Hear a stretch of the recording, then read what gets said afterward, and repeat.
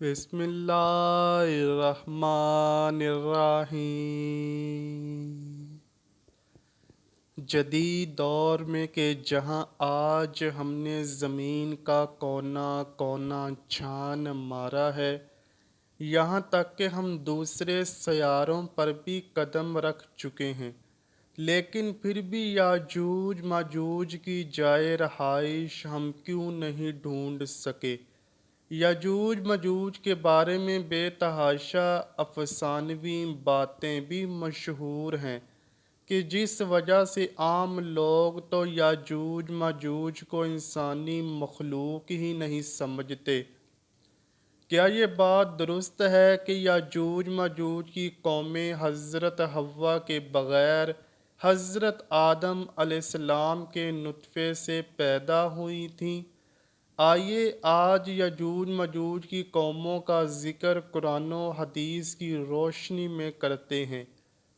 سب سے پہلے تو بات کرتے ہیں ان قوموں کی تخلیق کیسے ہوئی۔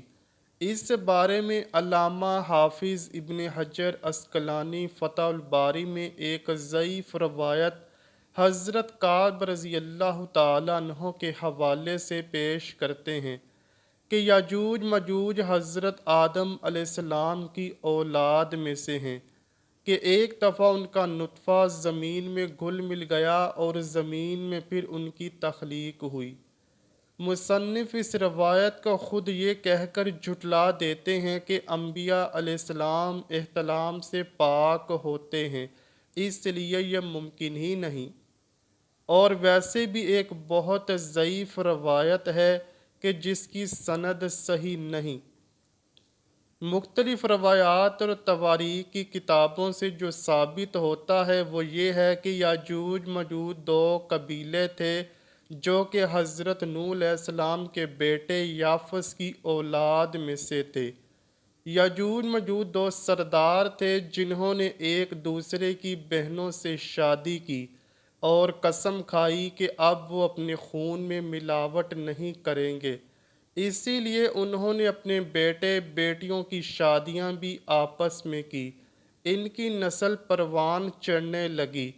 کہا جاتا ہے کہ ان کی عورتیں ایک ہی حمل سے بیک وقت 4 بچے جنتی تھیں، جس وجہ سے ان کی نسل بہت تیزی سے پھیلی۔ یہ انسان ہیں اور کافر ہیں۔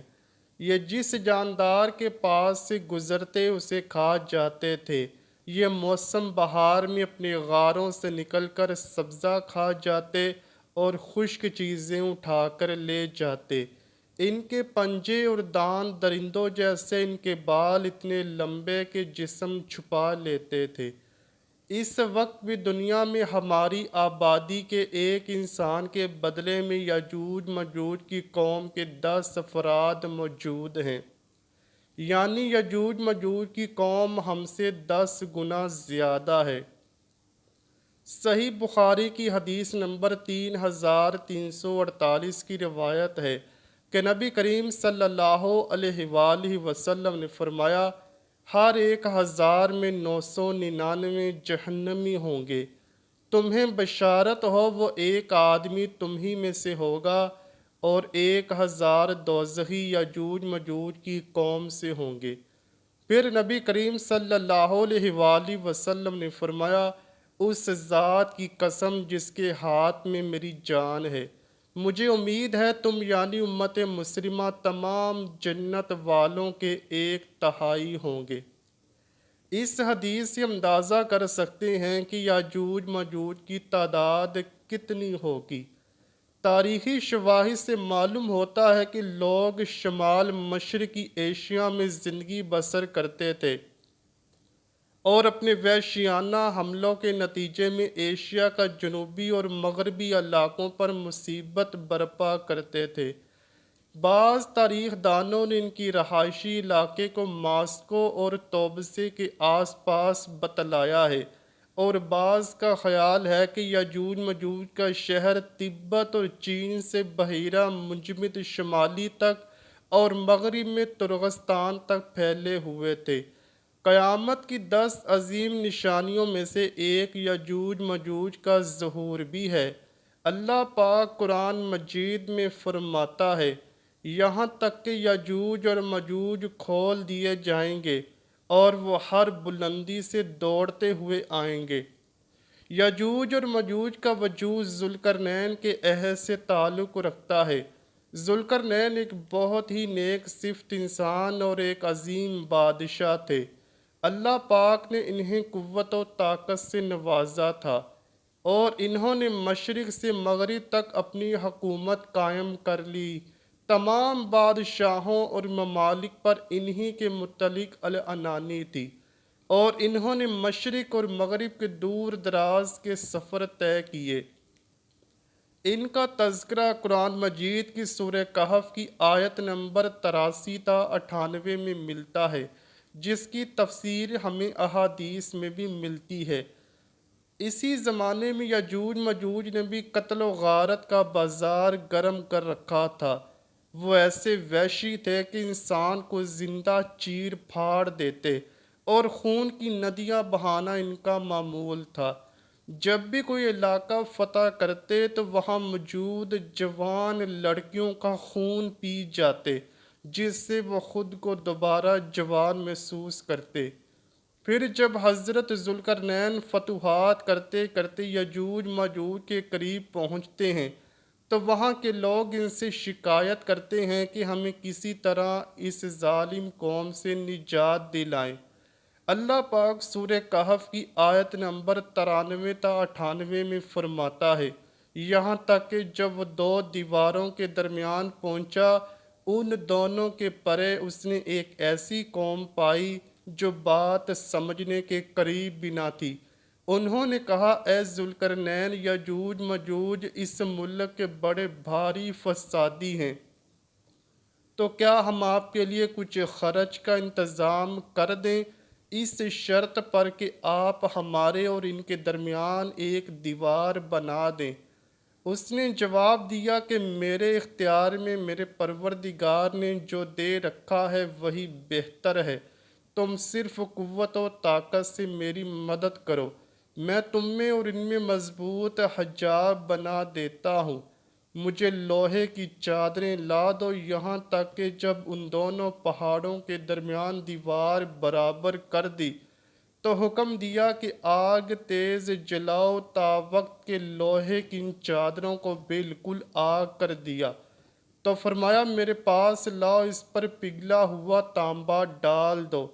بس تو ان میں اس دیوار کے اوپر چڑھنے کی طاقت نہ تھی اور نہ ان میں کوئی سوراخ کر سکتے تھے۔ کہا، یہ صرف میرے رب کی مہربانی ہے۔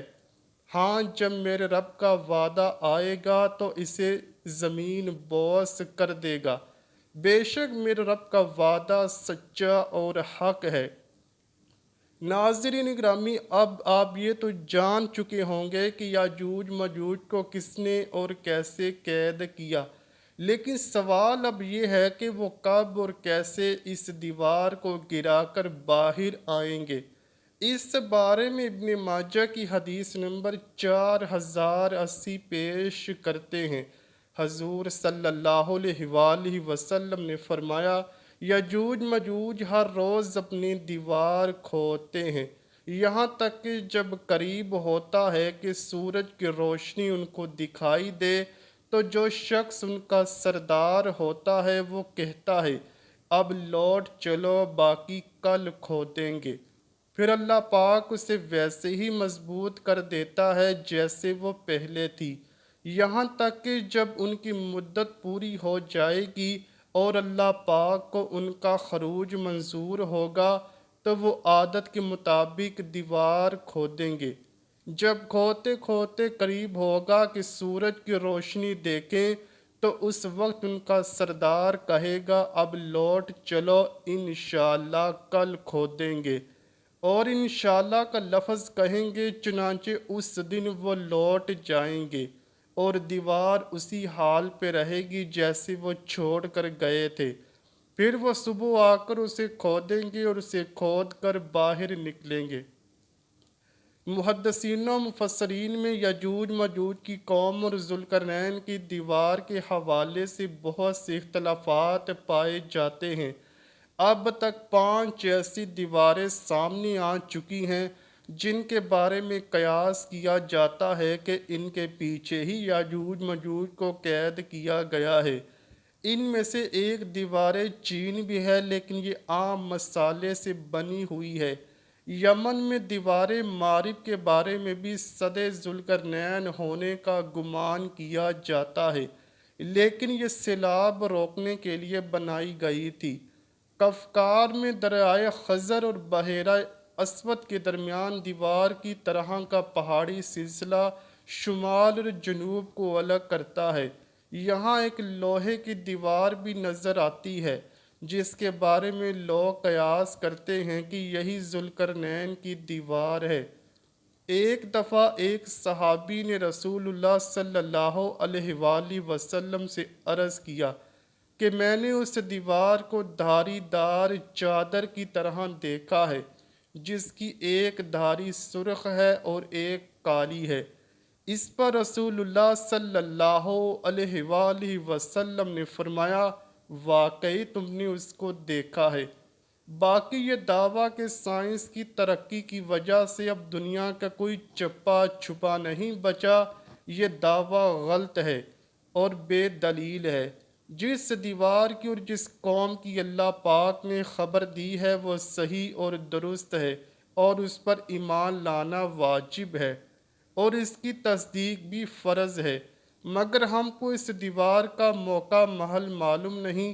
بلا شبہ عقلاً یہ ممکن ہے کہ ہمارے اور ان کے درمیان میں بڑے بڑے سمندر اور بڑے بڑے پہاڑ حائل ہوں۔ اب سوال یہ پیدا ہوتا ہے کہ پہلے دجال کا ظہور ہوگا یا پھر یجوج مجوج کا۔ صحیح مسلم کی حدیث میں کچھ اس طرح سے روایت ہے کہ رسول اللہ صلی اللہ علیہ وآلہ وسلم نے فرمایا، جب دجال کا ظہور ہو جائے گا تو حضرت عیسیٰ ابن مریم علیہ السلام دمشق کی مشرقی جانب سفید مینار پر زرد کپڑے پہنے ہوئے 2 فرشتوں کے بازو پر ہاتھ رکھے ہوئے اتریں گے۔ ان کی سانس کی بھاپ جس طرف جس کافر کو بھی پہنچے گی وہ ہلاک ہو جائے گا۔ حضرت عیسیٰ علیہ السلام دجال کو باب لد کے مقام پر قتل کریں گے۔ پھر اللہ پاک کے حکم سے حضرت عیسیٰ علیہ السلام مومنین کو کوہ طور پر لے جائیں گے، کیونکہ اس وقت یجوج مجوج کا ظہور ہوگا جن کو کبھی شکست نہ ہوئی ہے۔ یجوج مجوج ہر بلندی سے پھیل جائیں گے۔ جب یجوج مجوج ظاہر ہوں گے تو اتنی زیادہ تعداد میں ہوں گے کہ ان کا پہلا گروہ ہی بحیرہ طبریہ کا سارا پانی پی جائے گا، اور جب ان کا آخری گروہ بحیرہ طبریہ پر پہنچے گا تو وہ گمان کرے گا کبھی یہاں پانی ہوتا ہوگا۔ زمین کو فتح کرتے کرتے وہ بیت المقدس تک پہنچیں گے تو کہیں گے ہم نے ساری دنیا فتح کر لی، اب آسمان کو بھی فتح کیا جائے۔ تو وہ آسمان پر تیر پھینکیں گے جو خون آلود ہو کر واپس آ جائیں گے، تو یجوج مجوج کہیں گے ہم نے تو آسمان بھی فتح کر لیا۔ دنیا میں قحط پڑ جائے گا کیونکہ وہ سارا پانی پی جائیں گے اور ساری فصلیں کھا جائیں گے۔ پھر حضرت عیسیٰ علیہ السلام اور ان کے ساتھی جو کہ کوہ طور پر محصور ہوں گے وہ اللہ پاک سے دعا کریں گے، تو اللہ پاک حضرت عیسیٰ علیہ السلام کی دعا قبول کرے گا، تو یجوج مجوج کی گردنوں میں ایک کیڑا پیدا ہو جائے گا جس سے ساری قوم ہلاک ہو جائے گی۔ ہر طرف یجوج مجوج کی لاشیں ہوں گی، گندگی، بدبو اور خون کی ندیاں بہہ رہی ہوں گی، یہاں تک کہ زمین پر پیر رکھنے کو جگہ نہ ملے گی۔ تو پھر حضرت عیسیٰ علیہ السلام اللہ پاک سے دعا کریں گے تو اللہ پاک بڑے بڑے پرندوں کو بھیجے گا جو ان کی لاشوں کو اٹھا کر کہیں دور لے جائیں گے جہاں اللہ پاک کا حکم ہوگا۔ رسول اللہ صلی اللہ علیہ وآلہ وسلم نے فرمایا، اس ذات کی قسم جس کے ہاتھ میں میری جان ہے، زمین کے جانور ان کا گوشت اور چربی کھا کر خوب موٹے ہوں گے۔ جب پرندے ان کی لاشوں کو اٹھا کر لے جائیں گے تو ان کے تیر کمان اس مقدار میں زمین پر ہوں گے کہ مسلمان ان کے تیر اور کمانوں سے 7 سال تک ایندھن جلا سکیں گے۔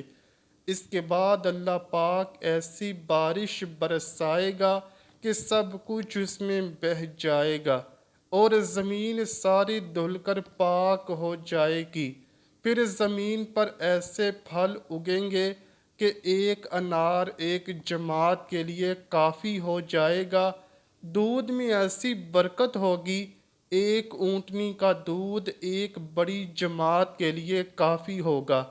ایک بکری کا دودھ ایک گھرانے کے لیے کافی ہوگا۔ پھر کئی سال تک لوگ ایسے ہی رہیں گے۔ پھر اللہ پاک ایک ٹھنڈی ہوا بھیجے گا جو سارے مومنین کی جان لے لے گی، اور باقی لوگ گدھوں کی طرح کھلے عام زنا کریں گے۔ ظلم و زیادتی پھیل جائے گی، پھر انہی لوگوں پر قیامت برپا ہوگی۔ دعا ہے اللہ پاک ہم سب کو اپنے پیارے حبیب صلی اللہ علیہ وآلہ وسلم اور ان کی آل پاک سے سچی اور پکی محبت کرنے کی توفیق عطا فرمائے۔ آمین یا رب العالمین۔ امید کرتا ہوں کہ آپ کو ویڈیو ضرور پسند آئی ہوگی۔ اگر ویڈیو پسند آئی ہے تو ویڈیو کو لائک کیجئے، شیئر کیجئے اور چینل کو لازمی سبسکرائب کیجئے۔ کمنٹ سیکشن میں اپنی رائے کا اظہار بھی ضرور کیجئے گا۔ ملتے ہیں اگلی ویڈیو میں، تب تک کے لیے اللہ حافظ۔